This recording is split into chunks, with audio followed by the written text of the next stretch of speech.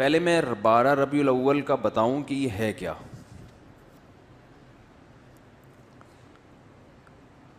12 ربیع الاول نہ تو رسول اللہ صلی اللہ علیہ وسلم کی پیدائش کا دن ہے اور نہ ہی آپ کی وفات کا دن ہے. اس دن کا اسلام میں کوئی سرے سے سر پاؤں ہے ہی نہیں.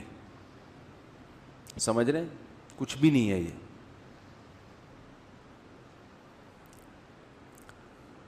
کیوں نہیں ہے؟ اتنے لوگ مناتے ہیں, اتنے لوگ کرتے ہیں. لوگوں کے منانے پر گورنمنٹ کی طرف سے کوئی پابندی نہیں ہے, اس لیے مناتے ہیں لوگ.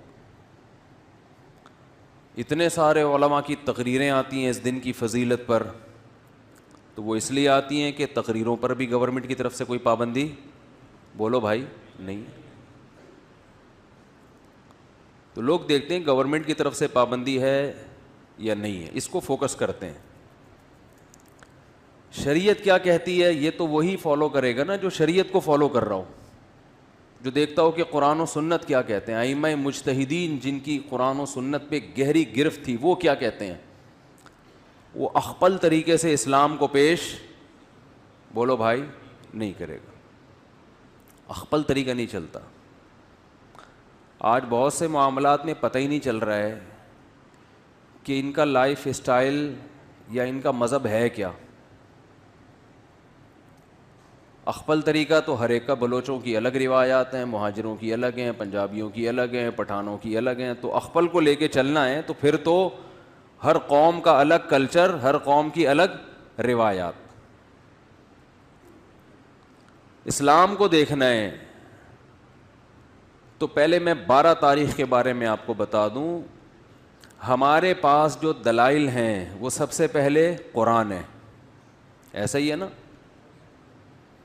الحمد سے لے کے والناس تک پورے قرآن میں کہیں بھی نہیں لکھا ہوا کہ نبی صلی اللہ علیہ وسلم 12 تاریخ کو پیدا ہوئے تھے. آپ کہہ سکتے ہیں تو بہت سی چیزیں نہیں لکھی, تو چلو جو نہیں لکھی وہ پھر حدیث میں آتی ہیں. احادیث ہم دیکھتے ہیں تو کوئی ایک صحیح روایت بھی, صحیح حدیث بھی اس بارے میں نہیں ہے کہ آپ صلی اللہ علیہ وسلم 12 ربیع الاول کو پیدا ہوئے. آپ کو معلوم ہے آج کل انگریزی تاریخوں سے عربی تاریخ اور عربی سے انگریزی نکالنا آسان ہے یا نہیں؟ آپ اپنی ڈیٹ آف برتھ لکھیں, گوگل سے پوچھیں کہ جس دن میں پیدا ہوا ہو اس دن اسلامی تاریخ کیا تھی, گوگل بتائے گا کہ نہیں بتائے گا؟ گوگل بتا دے گا بھئی یہ بن رہی ہے. ایک دن کا فرق اس میں ہو سکتا ہے 29 اور 30 کی بیس پہ, یا مفتی منیب صاحب کی وجہ سے یا پشاور کی وجہ سے ایک آدھ دن کا فرق, بولو بھائی, ہو سکتا ہے, اس سے زیادہ نہیں ہوگا. اتنی بات پر پوری امت کا اجماع ہے, صحیح احادیث سے ثابت ہے کہ آپ صلی اللہ علیہ وسلم ربیع الاول میں پیدا ہوئے اور پیر کے دن پیدا ہوئے. اب میں ریاضی کی کیلکولیشن میں جاؤں گا تو بہت لمبا ٹائم ہو جائے گا, تو ریاضی دان سے پوچھ لیں آپ. تو جس سال آپ صلی اللہ علیہ وسلم کی پیدائش ہوئی وہ آپ کی وفات سے 63 سال پہلے تھا. راجح قول کے مطابق 63 سال کی عمر میں آپ صلی اللہ علیہ وسلم کا انتقال ہوا. اور اس سے پچھلے سال آپ نے جو حج کیا وہ حج جمعے کا دن تھا, تو جمعے کے دن 9 ذی الحجہ, اور اس سے اگلے سال آپ صلی اللہ علیہ وسلم کی وفات ہوئی ربیع الاول میں.